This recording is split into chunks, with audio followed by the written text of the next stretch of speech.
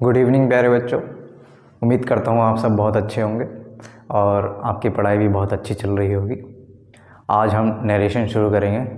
Narration को हम direct indirect भी बोलते हैं। तो बिना टाइम वेस्ट किए शुरू करते हैं अपनी क्लास।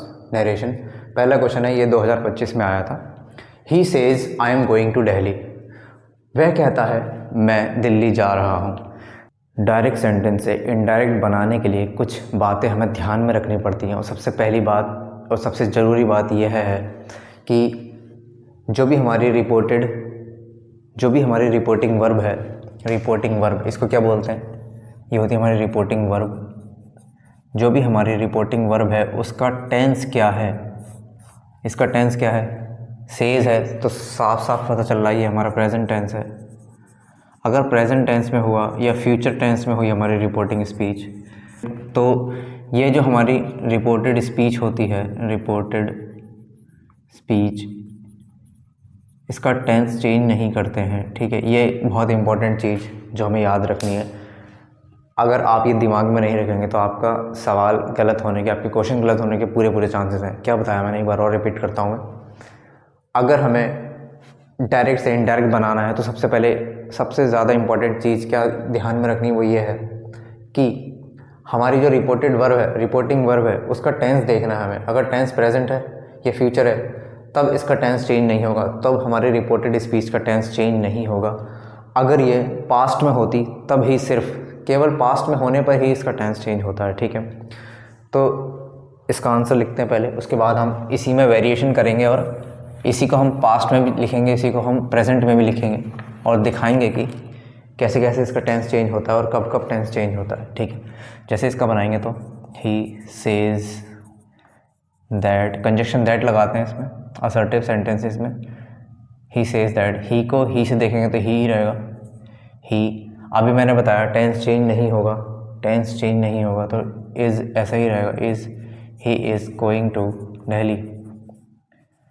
ठीक है, ऐसा बनेगा। अगर ये इसकी जगह सैड लिख देता, he said he is going to Delhi, अगर ऐसे क्वेश्चन देता वो लिखकर एग्जाम में, तो क्या करते। देखो, जैसा कि मैंने बताया, अगर पास्ट में होगा, अगर मेरी रिपोर्टेड वर्ब पास्ट में होगी तो रिपोर्टिंग स्पीच का टेंस चेंज होगा। अब ये पास्ट में है तो इसका टेंस चेंज करेंगे, ही, सैड का सैड ही रहेगा, दैट, ही को फिर से ही से चेंज करेंगे, ही। अब ये हम आपसे टेंस कैसे चेंज होते हैं, टेंस कैसे चेंज होते हैं, जैसे मैं ये ट्रिक बताता हूँ आपको, एक ट्रिक 1 2 3 4 5 6 7 8 7 8 7 8, ये ट्रिक आप याद रखेंगे। ठीक है, ये 1 2 3 4 5 6 7 8 क्या है, ये हमारे टेंस हैं। टेंस को कैसे चेंज करेंगे, ये एक तरह से उसकी ट्रिक है। कब टेंस चेंज करेंगे, जब पास्ट होगा, ये प्रेजेंट और फ्यूचर में है तब टेंस चेंज नहीं करेंगे। अगर मेरी रिपोर्टेड स्पीच का टेंस प्रेजेंट इंडेफिनिट है तो उसको मैं किस में चेंज करूँगा, उसको मैं पास्ट परफेक्ट में चेंज करूँगा। प्रेजेंट कंटिन्यूस है तो उसको मैं पास्ट कंटिन्यूस में चेंज करूँगा। प्रेजेंट परफेक्ट है तो मैं उसको पास्ट परफेक्ट में चेंज करूँगा। प्रेजेंट परफेक्ट कंटिन्यूस है तो उसको पास्ट परफेक्ट कंटिन्यूस में करूँगा। ऐसे ही अगर पास्ट इंडेफिनिट है तो पास्ट परफेक्ट में चेंज करूँगा, और पास्ट कंटिन्यूस है तो पास्ट परफेक्ट कंटिन्यूस, और 7 का 7 में रहेगा, 8 का 8 में रहेगा, ये चेंज नहीं होता है। जो लास्ट के 2 टेंस होते हैं हमारे, फ्यूचर वाले तो होते नहीं, फ्यूचर वाले तो चारों नहीं होते हैं, उसमें बस विल की जगह वुड हो जाता है, शैल की जगह शुड हो जाता है। ठीक है, 7 में रहेगा, 8 7 कौन सा वाला होता है, पास्ट परफेक्ट, और 8 पास्ट परफेक्ट कंटिन्यूस। ठीक है, तो हमारा यहाँ पर टेंस कौन सा है, हमारा टेंस है प्रेजेंट कंटिन्यूस। प्रेजेंट कंटिन्यूस कौन सा होता है, दूसरे नंबर का, तो ये किस में चेंज होगा, ये वाला टेंस किस में चेंज होगा, नंबर 6 में चेंज होगा। नंबर 6 में चेंज होगा तो इसको हम किस में लिखेंगे, ही वॉज लिखेंगे, he was going to Delhi. ठीक है, या एक और शॉर्ट ट्रिक बता दूं अगर मैं, तो अगर इज़ एम आर है तो ये मेनली किस में चेंज होते हैं, वॉज और वर में चेंज होते हैं। ठीक है, is am are was were में चेंज होते हैं, हैज़ हैव हैड में चेंज होते हैं। ठीक है, विल शैल किस में चेंज होंगे, वुड और शुड में। वुड और शुड में चेंज होंगे। ठीक है, चलिए आगे और दूसरी तरह से बना के देखते हैं।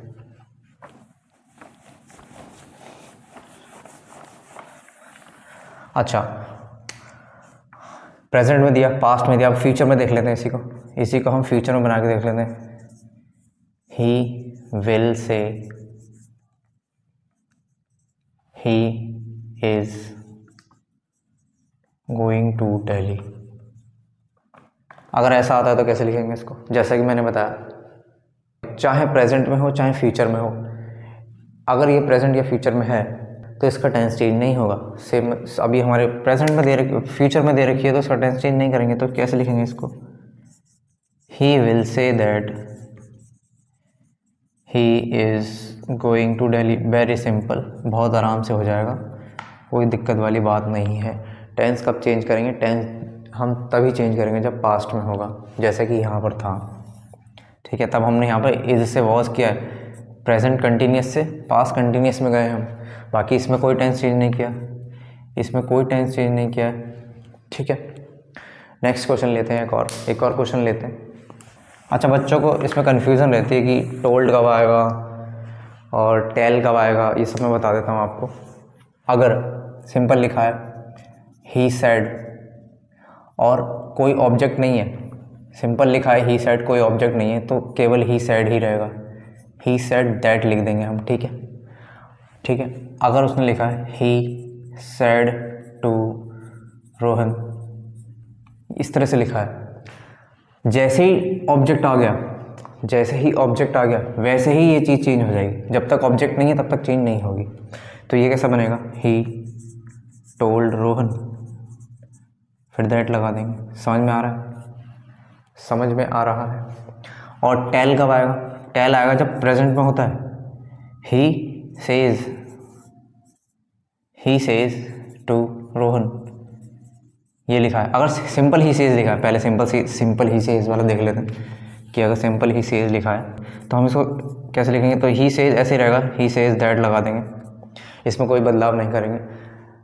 टेल कब बनेगा? ये टेल तब बनेगा जब हमें ऑब्जेक्ट दे रखा होगा, इसका ऑब्जेक्ट दे रखा होगा। जैसे मैं इधर लिख के दिखाऊँ आपको, जैसे ये लिखा हो ही सेज टू रोहन, वह रोहन से कहता है। क्या कहता है? कुछ भी कह सकता है, हम इधर को तो देख नहीं रहे, बस ये देख रहे हैं कि टेल कब बनेगा, टोल्ड कब बनेगा। ठीक है, सेज टू से ये सब कब लगाते हैं ये बता रहा हूँ मैं आपको। ही सेज टू किसमें बन जाएगा? ही टेल्स में बन जाएगा, ही टेल्स रोहन। ठीक है, टेल कब आएगा? टेल वो तो देखो, ये टेल्स क्यों आ रहा है यहाँ पर? टेल्स क्यों आ रहा है? ये हमारा टेंस है। कौन सा टेंस है? Present indefinite. Present indefinite tense की वजह से यहाँ पर टेल्स लिख रहे हैं। अगर यहाँ पर लिखा होता आई से टू रोहन, अगर आई से टू रोहन लिखा होता, एस नहीं होता यहाँ पर, यहाँ पर ऐसे, यहाँ पर ऐसे नहीं होता, तो क्या लिखते हैं हम? तो इसमें I tell Rohan, simple I tell Rohan, I tell Rohan that. समझ में आ रहा है?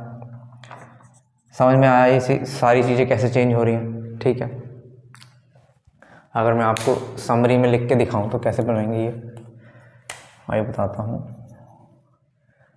जैसे कि हमने बताया, अगर सिंपल सैड दे रखा है तो वो सैड में ही रहेगा।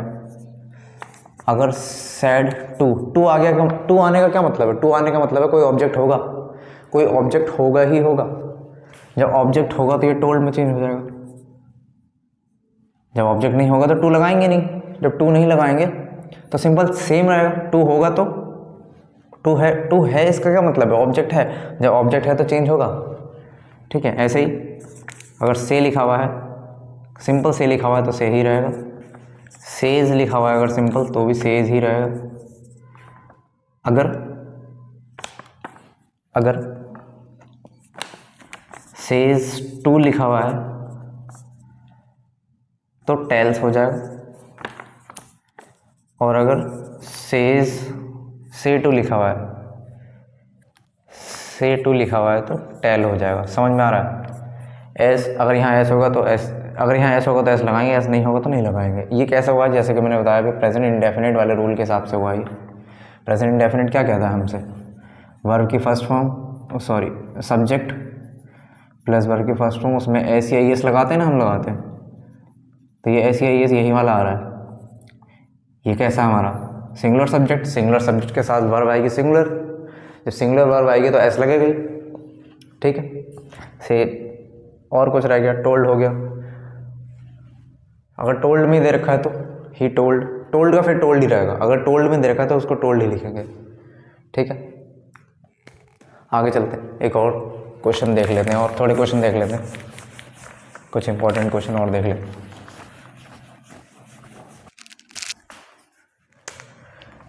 जैसे मैंने लिखा, Ram said to me, Ram said to me, God is everywhere। Ram said to me, God is everywhere। Ram ने मुझसे कहा भगवान हर जगह है, तो इसको कैसे लिखेंगे हम, हमारा सब्जेक्ट है राम, तो राम को राम ही लिखेंगे। said to me, यहाँ पे ऑब्जेक्ट आ रहा है, ऑब्जेक्ट आएगा तो मेरी जो रिपोर्टेड वर्ब है, जो मेरी रिपोर्टिंग वर्ब है वो चेंज हो जाएगी। टू आ रहा है ना, तो टोल्ड हो जाएगा, राम टोल्ड मी का मी ही रहेगा, दैट। अब ये क्या है, गॉड इज़ एवरीवेयर क्या है, एक यूनिवर्सल ट्रुथ है। जितनी भी यूनिवर्सल ट्रुथ होते हैं, जो यूनिवर्सल ट्रुथ क्या होते हैं, जो सब जगह सत्य होते हैं, जो हर जगह सत्य होते हैं, जिनको कोई झुठला नहीं सकता। तो ये क्या कह रहा है, गॉड इज़ एवरीवेयर, भगवान सब जगह है, तो भगवान तो सब जगह है ही ना, इस बात, इसको कोई झुठला सकता है क्या। तो इसको क्या हम लिखेंगे, तो इसमें चाहे प्रेजेंट में हो, चाहे पास्ट में हो, चाहे फ्यूचर में हो, अगर यूनिवर्सल ट्रुथ है तो उसका टेंस चेंज नहीं होता है, वो एज इट इज़ लिख देते हैं हम, जैसा होता है वैसा का वैसे ही लिख देते हैं। गॉड इज़ एवरीवेयर, ये ऐसा का ऐसा ही लिख देंगे हम, ठीक है, ठीक है। अब चाहे वो कोई सा भी दे दे, इसमें कुछ भी दे दे, कुछ भी करके दे दे, राम सेज ही लिख दे, चाहे Ram says to me God is everywhere. इस साल ये 2025 में ये पूछा है, मान लो अगले जो साल आएगा तुम्हारा 26 में ये पूछ दे, अगर ये पूछ दिया सब 26 में, तो कैसे लिखेंगे इसको, राम अभी बताया मैंने, ये चीज़ तो चेंज होगी, टेंस चेंज नहीं होगा। Ram tells me that God is everywhere, बाकी सेम रहेगा, सब सेम रहेगा, टेंस चेंज होगा नहीं। अगर प्रेजेंट में दे दे तो ये हो गया मेरा पास्ट में, ये हो गया मेरा किस में, पास्ट में, ये हो गया मेरा प्रेजेंट में, प्रेजेंट है ये। अगर फ्यूचर में दे दे तो, अगर फ्यूचर में दे देगा तो जैसे Ram will say to me God is everywhere, तो कैसे लिखेंगे, सेम ही रहेगा, कुछ चेंज नहीं होगा। Ram will tell me that God is everywhere. समझ में आ रहा है, गलती नहीं करनी है, इधर चेंज होगा हमेशा। इधर कैसे चेंज होगा, प्रेजेंट में है तो प्रेजेंट के हिसाब से, फ्यूचर में है तो फ्यूचर के हिसाब से, सब ऑब्जेक्ट है तो ऑब्जेक्ट के हिसाब से टेल और टेल्स या टोल्ड कब बनाना है, ये मैंने अभी बताया आपको, ठीक है। ये क्वेश्चन समझ में आया। एक और क्वेश्चन देख लेते हैं, थोड़े इंपॉर्टेंट क्वेश्चन। ये मैं क्या बता रहा हूँ, मैं बता रहा हूँ कि इस तरह से दिया है उसने, अगले साल ऐसे पूछ सकता है, ऐसे पूछ सकता है, ठीक है। तो गलती नहीं करनी है, ठीक है, समझ के जाना है, रट के नहीं जाना, समझ के जाना है। आगे और क्वेश्चन देखते हैं। Dad brother, she said brother,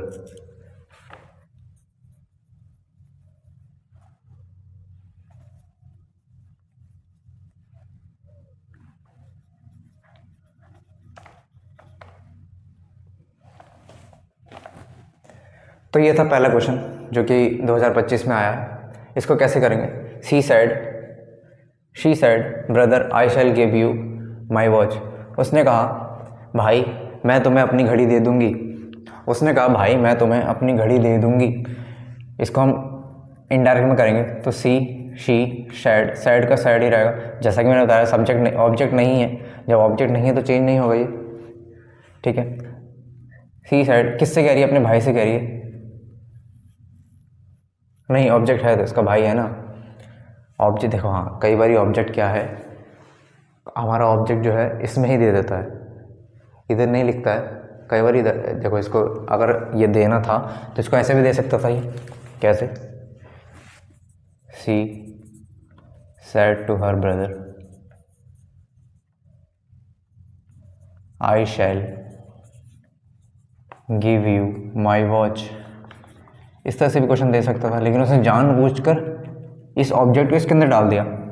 यहाँ ना डालकर इसने हमारा जो ऑब्जेक्ट है वो रिपोर्टिंग वर्ब में डाल दिया, रिपोर्टेड स्पीच में डाल दिया।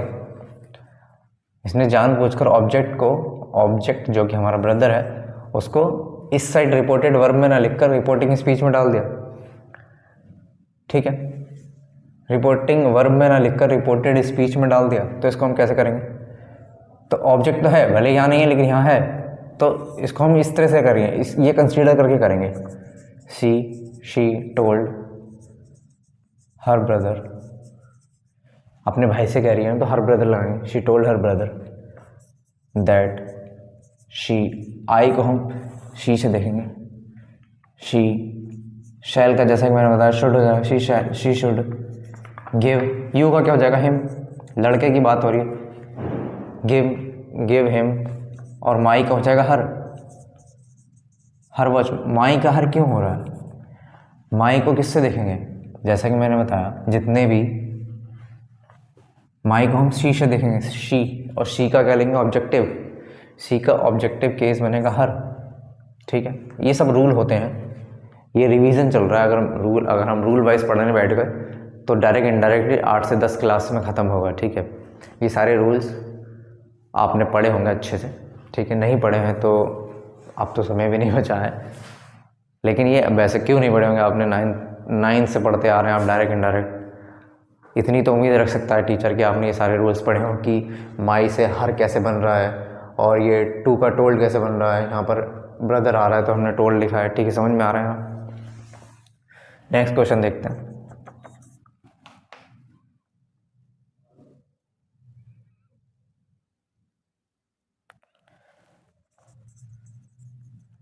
Sachin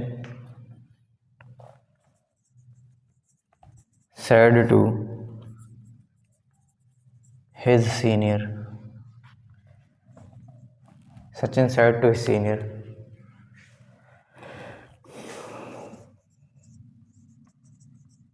what should I do, sir?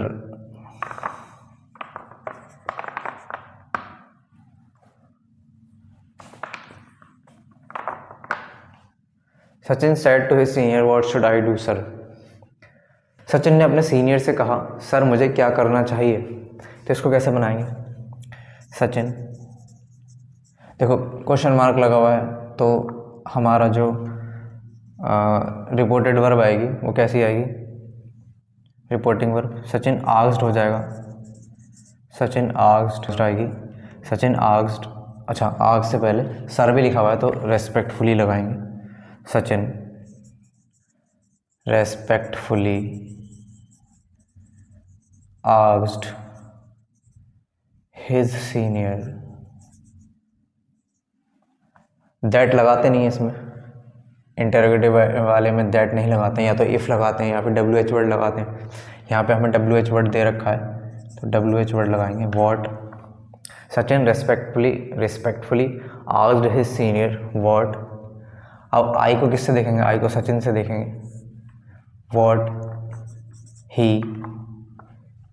What he, अच्छा शुड है तो शुड का शुड ही रहेगा। शुड को शैल में चेंज नहीं करेंगे तो शुड का शुड ही रहेगा। What he should do, what he should do, बस इतना ही रहेगा, यहाँ ख़त्म हो जाएगा ये। ठीक है, नेक्स्ट देखते हैं।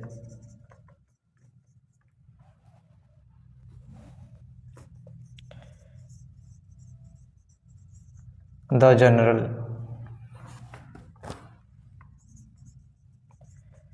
said to the general said to his soldier march forward and kill the enemy। इसको कैसे बनाएंगे? सब्जेक्ट ऐसे ही रहेगा हमारा सब्जेक्ट, इसको कैसे बनाएंगे, सब्जेक्ट हमारा ऐसे ही रहेगा, द जनरल, सेड टू है तो टोल्ड हो जाएगा। अच्छा एक और चीज़ देखिए, march forward and kill the enemy, ये क्या है, जनरल है और अपने सोल्जर से कह रहा है कि आगे बढ़ो और दुश्मन को मारो, ये ऑर्डर है, तो ठीक है, तो इसमें क्या, जनरल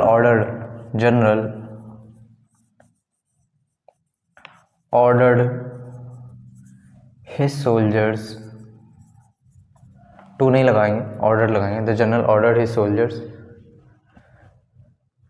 यहाँ पे कंजक्शन क्या लगता है, यहाँ पे कंजक्शन टू लगता है, the general ordered his soldiers to March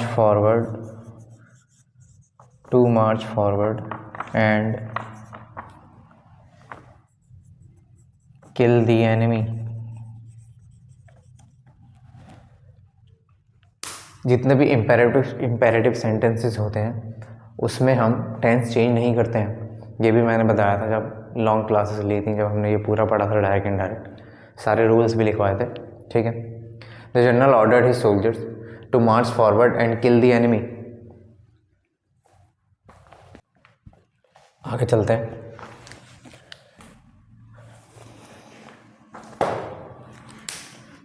Narendra said to Puja, are you qualified for the post you applied. Narendra Puja से कहता है, क्या तुम क्वालिफाई हो गई हो जिस पोस्ट के लिए तुमने अप्लाई किया था, ठीक है। तो लिखते हैं, इसको बनाते हैं, क्वेश्चन मार्क है, इंटरोगेटिव है तो आस्क्ड आएगा।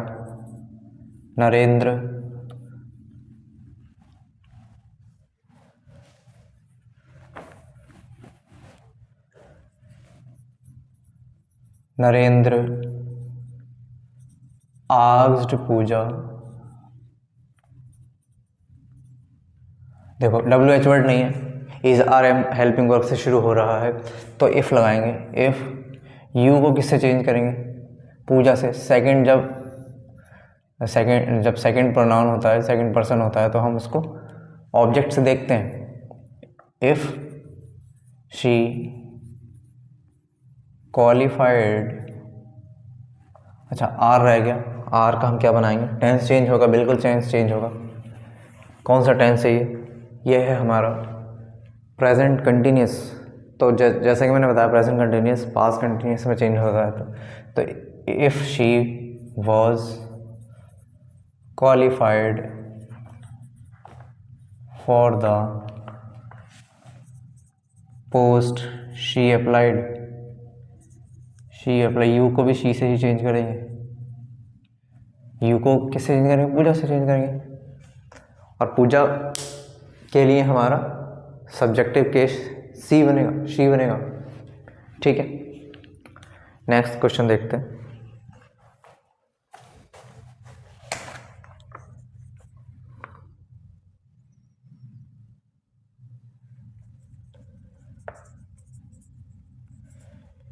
Sita said to me,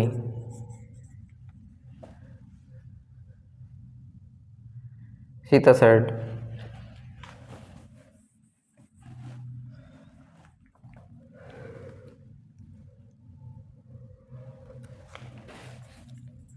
she can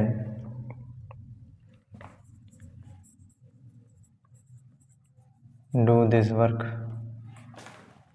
देखो कैन कुड में चेंज हो जाएगा, मे माइट में चेंज हो जाएगा, ठीक है। तो कैन आता है तो कुड में कर देंगे इसको। सैड आ रहा है लेकिन ऑब्जेक्ट नहीं है तो सैड ही रहेगा। सीता सैड दैट सीता ने कहा she can do this work, Sita ने कहा वह ये काम कर सकती है।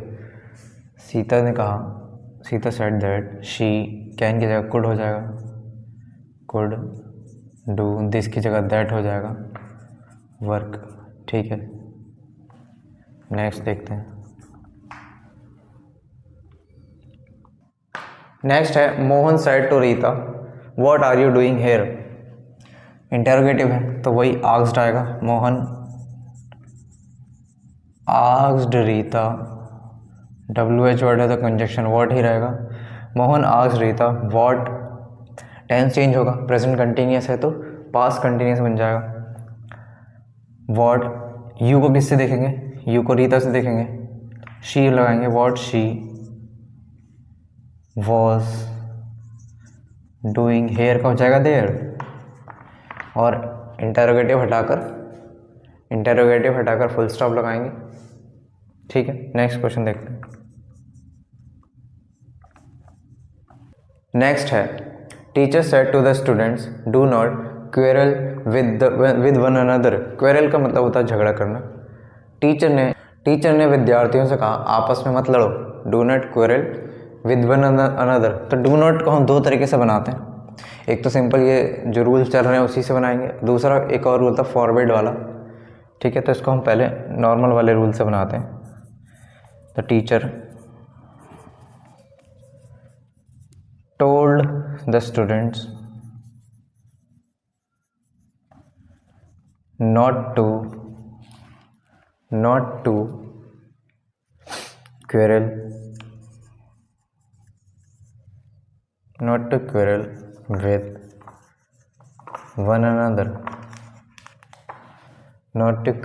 with one another, The teacher told students not to quarrel with one another। ठीक है, इसको और दूसरे तरीके से कैसे बनाएंगे, फॉरवर्ड से कैसे बनाएंगे, इसको फॉरवर्ड से बनाएंगे। द टीचर फॉरवर्ड का मतलब होता है मना करना। The teacher forward the students to quarrel with one another,